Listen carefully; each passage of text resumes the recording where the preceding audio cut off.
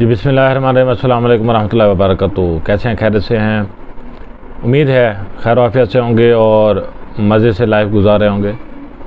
माशरे में अक्सर चीज़ें इस तरह की होती जा रही हैं, तो मैं तमाम असातिज़ा से और हुकूमती इदारों से इस हवाले से गुजारिश करूँगा कि जहाँ आप बाकी तालीम व तरबियत देते हैं, बच्चों के पास डिग्रीज़ होती हैं, इतना पैसा लगाते हैं, मगर जब वो माशरे में अपने घर के मामलात की तरफ जाते हैं तो वो उस शऊर से महरूम रहते हैं जो शायद अपने बहन भाइयों के लिए, अपने बीवी बच्चों के लिए या अपने वालिदैन के लिए एक सॉफ्ट कॉर्नर का जज्बा रखता है। तो ये शऊर हमारे असातिज़ा, हमारे स्कॉलर्स या हमारे पेरेंट्स ने इसे डेवलप करना होता है, मगर बदकिस्मती से माशरे में इस चीज़ का बहुत ज़्यादा फुकदान है।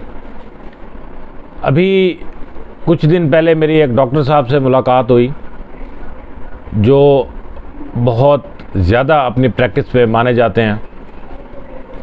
उनके बीवी बच्चों के कुछ मामलात ऐसे हुए जो उन्होंने मेरे पास आके शेयर किए और उन्होंने ये ख्वाहिश की कि हमें देखभाल शेल्टर होम में जगह मिल जाएगी। तो मैंने कहा डॉक्टर साहब खैरियत? तो उन्होंने मुझे अपनी एक रूदात सुनाई, तो आपसे शेयर करूंगा ताकि कल को आपने भी बूढ़ा होना है, आपकी औलाद अगर शऊर से महरूम रह गई तो खुदा न खास्ता वो मामला आपके साथ भी ना हो। उन्होंने कहा जी मेरे साथ एक हादसा हुआ, तो मैं बिस्तर पे आ गिरा। मीन के बीमारी उनकी इतनी बढ़ गई कि वो चलने फिरने से भी कासिर हो गए। तो उनके बीवी बच्चों के जो रवैये थे वो ऐसे थे कि वो रोते पीटते उनके पास आए कि अब्बा जी आपके साथ तो ये हो गया वो हो गया, तो अब हमारा क्या बनेगा?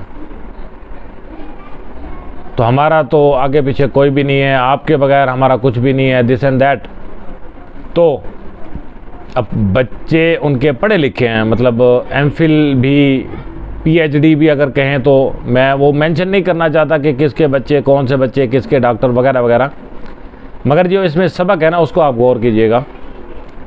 कि हम एग्जांपल ले लेते हैं कि पीएचडी की हुई है उनके बच्चों ने या मास्टर किए हुए हैं, वो बड़ी अच्छी तालीम, और उन्होंने समझ लें कि उनकी अपनी कुछ माजूरियाँ भी थी और उन्होंने बड़ी मुश्किल से ड्राइव करके और अपने बच्चों को पढ़ने के लिए ले गए और उनको यूनिवर्सिटी लेवल या हाई लेवल तक उन्होंने अपने आप को ख़त्म करके अपने बच्चों को, अपने घर को डेवलप किया। मगर अब वो बताते हैं कि जब वो रो पीट के मेरे पास बैठे कि हमारा आपके सिवा कुछ भी नहीं है, एंड में उन्होंने क्या कहा कि आपकी ज़िंदगी का तो कुछ पता नहीं है, ये मकान और ये फ़लाँ प्लाट और ये फ़लाँ चीज़ जो है हमारे नाम कर दें।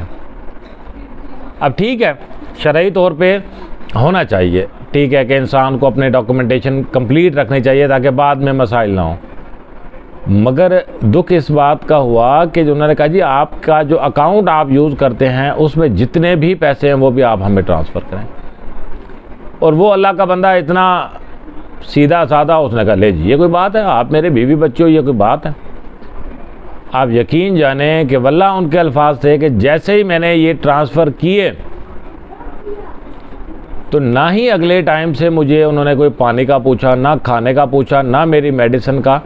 वो खुद गिरते पड़ते पानी उठा के आए, खाने के लिए कहा, तो वो सारे रवैये तब्दील हो गए, सारा कुछ तब्दील हो गया। क्या माएँ घर बैठ के अपनी औलाद को ये तरबियत दे रही हैं? जो माएँ ऐसा करती हैं तो कल को जब उनके ऊपर ऐसा वक्त आया तो आपने अपने खावंद के ख़िलाफ़ किया था अपनी औलाद को, तो वही औलाद आपके ख़िलाफ़ भी तो होगी।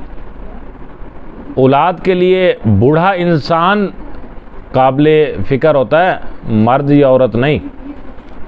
तो आपने उस वालिद से बच्चों को इस तरीके से बदज़न करके सब कुछ ले लिया और आप इंतज़ार करेंगे कि जब आप बूढ़े होंगे तो आपकी औलाद भी ऐसा करेगी। तो जस्ट ये एक छोटी सी इन्फॉर्मेशन है, इसके लिए सिर्फ पिन पॉइंट वही है कि आपकी जो औलाद है आज उसे बाशऊर बना दें, उन्हें ये अदब व एहतराम सिखा दें, और खुदारा हमारे असातिज़ा वो रिलीजियस हों या फॉर्मल एजुकेशन के हों, कॉलेजेस के हों, यूनिवर्सिटीज़ के हों, आप इन बच्चों को जहाँ सिलेबस पढ़ाते हैं तो वहाँ चंद मिनट निकाल के ये चीज़ ज़रूर बावर कराया करें कि माशरे में इंसानियत किसे कहते हैं और आपके फ़राइज़ में क्या हैं, हकूक़ में क्या हैं। सिर्फ वो मैट्रिक की इस्लामियत तक ही ये मामलात ना रोकें। जब आप बेशक कोई भी सब्जेक्ट पढ़ा रहे हों तो ये चीज़ भी अगर शामिल सिलेबस कर लें तो अल्लाह आपको इसका अजर देगा। और कई वालिदैन ज़लील होकर, रुसवा होकर अपनी मौत की दुआ करने से बच जाएंगे। उम्मीद करूँगा कि आप इस फलाही सोच को शेयर करने में हमारे साथ मुआवनत करेंगे और तमाम यूथ को इखलाकियात के बारे में चंद अल्फाज ज़रूर बताएंगे। अस्सलामु अलैकुम वरहमतुल्लाहि वबरकातुहू।